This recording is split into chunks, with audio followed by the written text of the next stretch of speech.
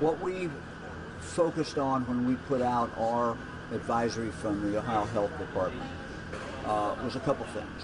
One, vaccinations are extremely powerful. Better than 99% of the hospitalizations for COVID since January 1st have been people not vaccinated.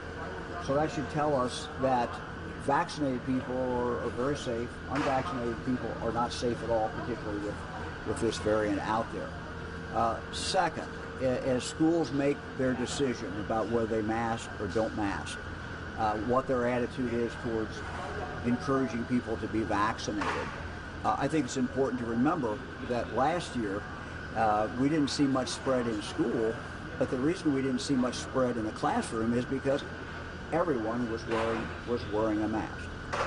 This year that decision is going to be up to each individual school district. It's going to be up to each parent. But in our recommendations, we said number one, the most powerful thing is vaccine, and number two, if you're not vaccinated, you clearly need to be wearing a mask.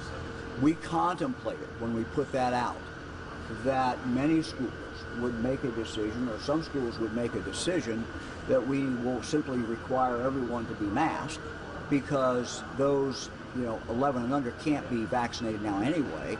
And statewide, I think we've only got about a third of those teenagers who have been vaccinated. So we contemplated that many schools would make a practical decision that the only way really to do this, not knowing who's vaccinated and who's not vaccinated, the only way to do this would be to have everyone masked in school. So we've seen those announcements, and I think that certainly makes sense. The biggest fear I think we should have is communities that are predominantly unvaccinated. We now have the Delta variant out there, and if kids then go to school and don't wear masks, that's not going to be good. I mean, we're going to see, we assume we're going to continue to see this spread, particularly in those communities.